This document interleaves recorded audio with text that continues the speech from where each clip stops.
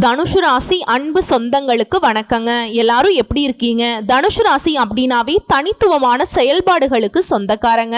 எல்லாரும் ஒரு மாதிரி யோசிச்சாங்கன்னா இவங்க அதிலிருந்து வித்தியாசப்பட்டு யோசிப்பாங்க. தப்பா யோசிக்க மாட்டாங்க. மற்றவங்க தவறவிட்ட வாய்ப்புகள், மற்றவங்களால முடியாத விஷயத்த செய்யணும்னு யோசிப்பாங்க, திட்டம் போடுவாங்க, செயல்படுத்தவும் செய்வாங்க, அதில் வெற்றியும் அடைவாங்க. இவங்களுடைய இலக்குங்கிறது ரொம்ப பெருசுங்க. அதற்கான திட்டமிடுதலும் ரொம்ப ரொம்ப பெருசாதான் இருக்கும். இவங்களுடைய செயல்பாடுகளை ஒரு பர்சன் கூட மற்றவங்களால கணிக்கவே முடியாது. அடுத்தவங்க இதைத்தான் பண்ண போறாங்க அப்படின்னு சொல்லிட்டு இதனாலதான் தனுஷு ராசி உயர்வான செயல்களை செய்து சாதிச்சு காட்டிக்கிட்டே இருக்கீங்க. இவங்களுடைய அதிபதி குரு பகவான். இவங்களை பொறுத்த வரைக்கும் பணத்துக்கு பின்னாடி ஓட மாட்டாங்க. பணத்தை விட மனசுதான் பெருசுன்னு நினைக்கக்கூடியவங்க. நட்புக்கும் குணத்துக்கும் மட்டுமே மரியாதை கொடுப்பாங்க. மிகப்பெரிய பணக்காரரா செல்வந்தராவே இருந்தாலும் யாருமே சின்னதா கூட அவமானப்படுத்துறதோ ஒதுக்கி வைக்கிறதோ சுத்தமா தெரியாதுங்க. எல்லாரையுமே ஒரே மாதிரி பார்க்கக்கூடியவங்க. அதே மாதிரி யாராச்சும் தனுஷு ராசியை அசிங்கப்படுத்திட்டாங்க, அவமானப்படுத்திட்டாங்க, ஒதுக்கி வச்சுட்டாங்க, உதாசீனப்படுத்திட்டாங்க அப்படின்னா தனுஷு ராசி சாகுற வரைக்கும் அவங்கள திரும்பி கூட பார்க்க மாட்டாங்க. அவங்களே உதவின்னு கேட்டு நின்னாலும் உதவி செய்வாங்களே தவிர்த்து அவங்கள ஒதுக்க மாட்டாங்க. உனக்கு தேவை உதவி, வாங்கிட்டு போயிட்டே இரு, திரும்பவும் பழைய மாதிரி உறவாடலாம் அப்படின்லாம் நினைச்சிட்டே இருக்காத அப்படின்னு சொல்லி அவங்கள அனுப்பிச்சு விட்டுருவாங்க. இப்படி இருக்கிறது உனக்கும் நல்லது, எனக்கும் நல்லது அப்படின்னு சொல்லுவாங்க. இவங்களை பொறுத்த வரைக்கும் அடிக்கடி நிறைய விஷயங்கள்ல வெற்றி கொண்டாலும் சந்தோஷம் அப்படிங்கிறது நிலையா இருக்காதுங்க. உங்களுக்கு அந்த சந்தோஷமும் வெற்றியும் நிலைச்சிருக்கணும்னா ஒரு மனுஷனா ஒரு தெய்வம் வாழ்ந்து போராடி வெற்றி பெற்று அந்த வெற்றிக்கு பிறகு மகிழ்ச்சியில திளைத்து அருள் பாலிக்கக்கூடிய கோயில்களுக்கு போயிட்டு வர்றது சிறப்புங்க. அப்படி என்னமா கோயில் இருக்கு, ஏதாவது சொல்ல முடியுமா அப்படின்னா ஜடாயு, அதாவது கழுகரசனுக்கு ஸ்ரீராமர் தன் கைகளாலே ஈம கரிகளை செய்த தளம் அப்படின்னு ஒன்று இருக்குங்க. அந்த தளத்துக்கு போயிட்டு வர்றது நம்முடைய தனுஷு ராசிக்கு வெற்றிக்கான வழியும் நிம்மதியும் உருவாக்கும். அப்படிப்பட்ட கோயில் எங்கம்மா இருக்கு? திருப்புட்குழி, அதாவது திருப்புல்குழி அப்படிங்கிறது மறிவித்தாங்க திருப்புட்குழி அப்படின்னு மாறுச்சு. இந்த தளம் பார்த்தீங்கன்னா ஜடாயுன்னு சொல்லக்கூடிய கழுகரசனுக்கு ஸ்ரீராமர் தன் கைகளாலே ஈமக்கரிகளை செய்து தளம். ராவணனை வதம் செய்த வெற்றி கோலத்தில் விஜய ராகவன்னு சொல்லக்கூடிய நாமத்தோடு அருள் பாலித்த தளம்ங்க இது. அதே மாதிரி அந்த ஜடாயு வெற்றி கோலத்திலேயே ஸ்ரீதேவி பூதேவியோட காட்சி அளிக்கிறார். அந்த கோதண்ட ராமனான விஜயராகவன் கோதண்ட குருவில் பிறந்த உங்களுடைய வாழ்க்கையை நிச்சயம் மாற்றுவார், நிம்மதியை கொடுப்பார். ஸோ திருப்புட்குழி திருத்தலம் தான் சென்னையிலிருந்து வேலூர் போகக்கூடிய நெடுஞ்சாலையில் 80 கிலோமீட்டர் தொலைவில் இருக்குதுங்க. காஞ்சிபுரத்திலிருந்து வேலூர் போனீங்கன்னாக்கா அதில் 13 கிலோமீட்டர் தொலைவில் இந்த தளம் அமைஞ்சிருக்கு. ஸோ இந்த கோயில் அப்படிங்கிறது உங்களுக்கு ஒரு மாற்றத்தை கொடுக்கும், ஏற்றத்தை கொடுக்கும், நிரந்தர சந்தோஷத்தை நிலைக்க வைக்கும். இதை தனுஷு ராசிக்காரருக்கான பொதுவான வாழ்க்கையில நீங்க போக வேண்டிய ஸ்தலம்ங்க. இது ஒரு புறம் இருக்கட்டும். இப்போ தனுஷு ராசிக்காரங்க தலைப்பை பார்த்திருப்பீங்க. தனி மரமாக நிற்கக்கூடிய தனுஷு ராசிக்கு மே மாதம் 31ஆம் தேதிக்குள்ள முடிவுக்கு வரக்கூடிய 8 பெரும் பிரச்சனை. இந்த எரியறத புடுங்கிட்டா கொதிக்கிறது அணைஞ்சிரும் அப்படின்னு சொல்லுவாங்க இல்லையா? அந்த வகையில தனுஷு ராசிக்காரர்களுக்கு எல்லாமே மாறப்போகுது. உங்க வாழ்க்கையில நிகழக்கூடிய அதிசயங்களுமே தெளிவா பார்த்து தெரிஞ்சுக்க போறங்க. இது 100% உண்மையான விஷயம். சரிங்களா? நிஜமாவே எப்படிமா அது எங்களுக்கு இருக்கக்கூடிய பிரச்சனை எல்லாமே சரியாகும் நீ சொல்ற காரணம் கேட்டீங்கன்னா 3 கிரகங்களுடைய சேர்க்கையினால ஒரு யோகம் உருவாகுது. அதுதாங்க உங்களுக்கு இந்த மாதிரியான மாற்றத்தையும் ஏற்றத்தையும் அதிர்ஷ்டத்தையும் நிகழ்த்த போகுது. 50 ஆண்டுகளுக்கு பின்னாடி புதன் பகவானுடைய வீடுன்னு சொல்லக்கூடிய மிதுன ராசி உருவாகக்கூடிய திரு கிரக யோகம். இது உங்களுக்கு பணத்தையும் குவிக்க போகுது, வெற்றியையும் குவிக்க போகுது. இப்ப ஜோதிட சாஸ்திரப்படி நவகிரகங்கள் ஒவ்வொரும் குறிப்பிட்ட கால இடைவெளியில ஒவ்வொரு ராசியை மாற்றக்கூடிய கிரகங்கள்னால நமக்கு நல்லதும் நடக்கும், கெட்டதும் நடக்கும். ஆனா ஒரு சில கிரகங்களுடைய சேர்க்கையினால, ஒரு சில கிரகங்களுடைய மாற்றத்தினால சில நேரங்கள்ல சக்தி வாய்ந்த யோகமான நிலையும் உருவாகும். அந்த வகையில இந்த 3 கிரகங்களுடைய சேர்க்கையினால திரு கிரக யோகம்னு சொல்லக்கூடிய ஒரு அமைப்பு உருவாகி இருக்கு. இந்த சக்தி வாய்ந்த யோகம்ங்கிறது ஜூன் மாதத்துல உருவாக போகுது. அதுவும் யோகம் புத்திசாலித்தனம், பேச்சு, படிப்பு, வியாபாரம் எல்லாத்துக்கும் காரணகர்த்தாவா இருக்கக்கூடிய புதன் பகவானாலையும் நவ கிரகங்களுடைய தலைவன்னு சொல்லக்கூடிய சூரிய பகவானாலையும் தேவர்களுடைய குருவான குரு பகவானாலையும் தான் உங்களுக்கு இந்த சக்தி வாய்ந்த திரு கிரக யோகம் பலன் கொடுக்க போகுது. ஸோ யோகம்ங்கிறது உங்களுக்கு நல நிதி நன்மைகளையும் அதிர்ஷ்டத்தையும் கொடுக்க போகுது. ஸோ இந்த அதிர்ஷ்டம் உங்களுக்கு தரக்கூடிய நல்ல பலன்களை பின்னாடி பார்க்கலாங்க. அதுக்கு முன்னாடி உங்களுக்கு தீர்வை தரக்கூடிய அந்த 8 பிரச்சனை என்ன? முதல் பிரச்சனை, உங்களுக்கு எதிராக இருந்த சூழ்நிலை, உங்களுக்கு எதிராக இருந்தவங்க எல்லாரும் உங்களுக்கு சாதகமா மாற போறாங்க. எதிராக இருந்த சூழ்நிலை உங்களுக்கு சாதகமா மாறப்போகுது. அந்த அளவுக்கு நேரம் காலம் கூடி வந்திருக்கு. இரண்டாவது விஷயம், குடும்பத்தில் உங்க பேச்சுக்கு மதிப்பு மரியாதை கிடைக்கும். இது நாள் வரைக்கும் அது கிடையாது. உங்களுடைய அறிவுரைவை யாருமே கேட்டதில்லை. நீங்க சொன்னா அதை கேட்கவே மாட்டாங்க. ஆனா நீ சொல்றதை மட்டுமே ஏத்துக்கிட்டு நடந்துக்க போறாங்க. அதே போல வீட்டுல தடைபட்டிருந்த சுப காரியங்கள் இனி நல்லபடியா நடக்கும். மூன்றாவது பிரச்சனை, பழைய பகைய மனசுல வச்சுக்கிட்டு சொந்த பந்தங்கள் எல்லாம் உங்ககிட்ட நிறைய இடைஞ்சல் கொடுத்திருப்பாங்க. அந்த பகை நிலை மாறுது. உறவுக்காரங்க கிட்ட அன்பா பழக போறீங்க. அவங்களுமே உங்ககிட்ட தான் உதவி கேட்டு நிப்பாங்க. அடுத்ததா நான்காவது, தீர்வு தரக்கூடிய பிரச்சனை, குடும்ப பிரச்சனை. கணவன் மனைவி உறவு சிறப்பாவே இல்லை. இது நாள் வரைக்கும் சண்டை சச்சரவு, காதல் உறவெல்லாம் பிரேக்கப் ஆகி இருக்கும். திருமணமானவங்க சண்டை சச்சரவுன்னு பிரிஞ்சிருப்பீங்க. இப்படி கணவன் மனைவிக்கிடையே இருந்து வந்த மன கசப்புகள் விலகுது. மனம் விட்டு பேச போறீங்க. பிரிந்து போன தம்பதிகள் கூட ஒன்றிணைந்து வாழ்வதற்கான சூழ்நிலைகள் சாதகமா அமைஞ்சிருக்கு. அடுத்தது ஐந்தாவது பிரச்சனை, சொத்து பிரச்சனை, வீடு பிரச்சனை, நிலபலம் பிரச்சனை. வங்கியில கடன் கேட்டா உதவி கிடைக்கல. இப்ப எங்கேயுமே பண உதவி கிடைக்காம திண்டாடிக்கிட்டு இருந்த தனுஷ் ராசி வங்கியில கடன் உதவி கிடைக்குங்க.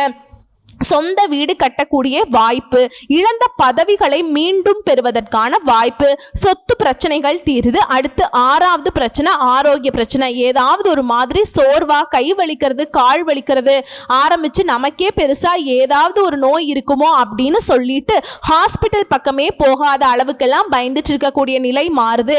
ஆரோக்கியம் சிறப்பா இருக்கும். அழகு இளமை கூடும். ஓகேங்களா? அடுத்தது ஏழாவது பிரச்சனை, நம்ம ஒண்ணு நினைக்கிறது அது ஒண்ணு நடக்கிறது. வெற்றி கிடைக்கிற மாதிரியே இருக்கும், கடைசியில பார்த்தா தோல்வி.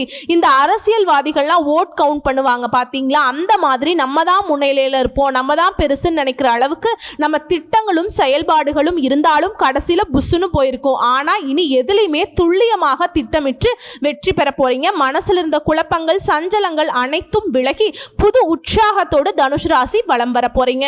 அடுத்து எட்டாவது பிரச்சனை, சமுதாயத்துல அந்தஸ்து மதிப்புன்னு ஒரு காலத்துல கொடி கட்டி பறந்திருப்பீங்க.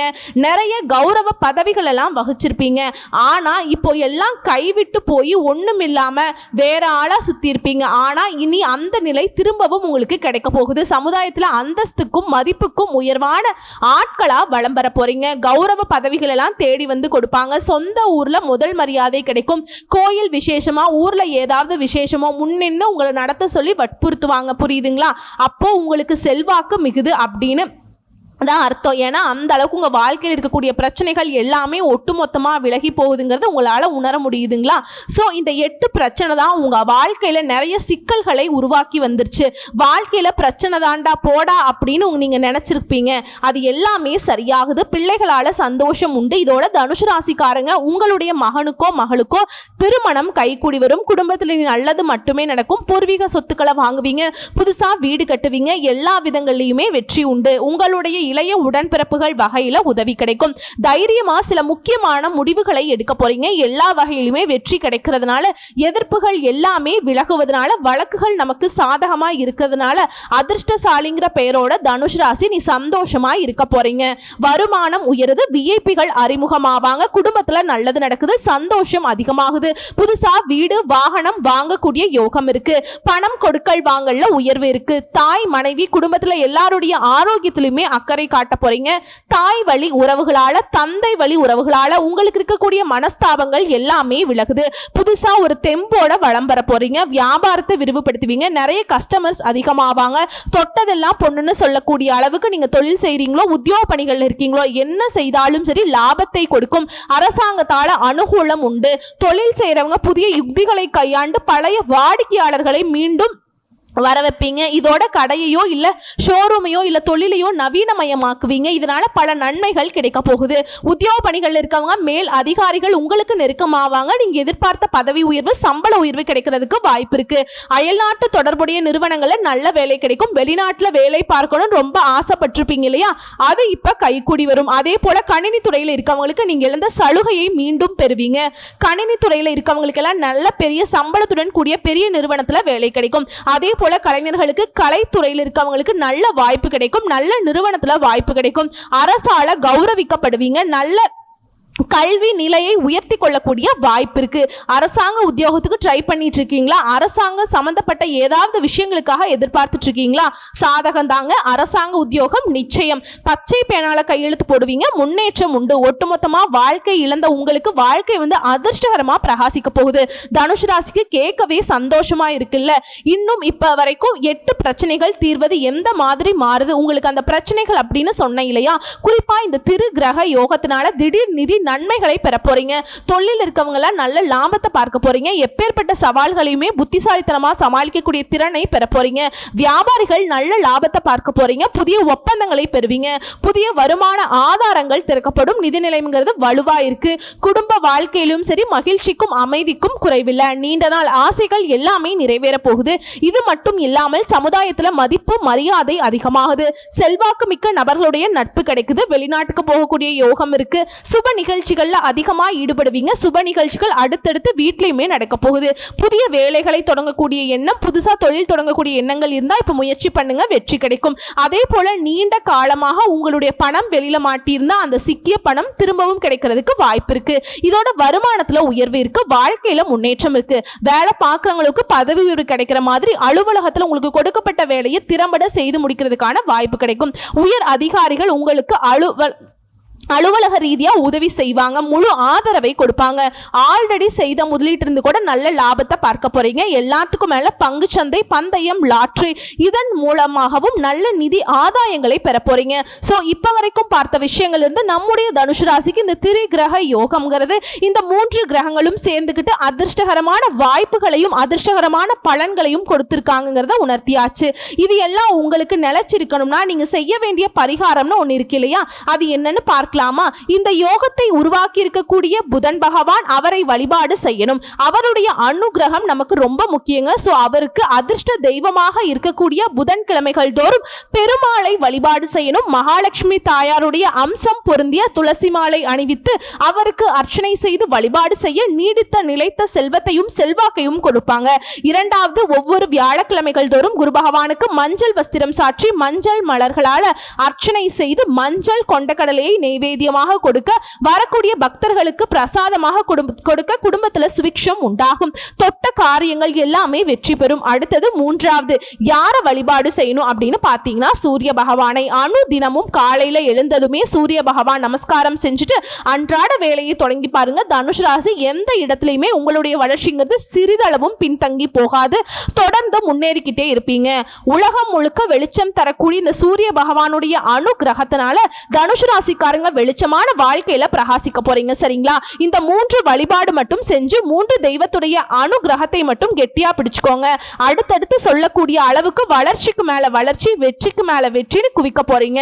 இது எல்லாமே நடக்குங்க. பணமும் சரி, குடும்பத்துல ஒற்றுமையும் சரி, உங்களுடைய மனசுக்கு நிம்மதியும் சரி, எல்லாமே கிடைக்க நல்லா இருக்க போறீங்க. ரொம்ப ரொம்ப நல்லா இருக்க போறீங்க. வாழ்த்துக்கள். வெற்றி உங்க பக்கம். தெய்வங்களுடைய அனுகிரகம் முழுக்க முழுக்க உங்க பக்கம் தாங்க இருக்கு. வாழ்த்துக்கள். நன்றி. வணக்கம்.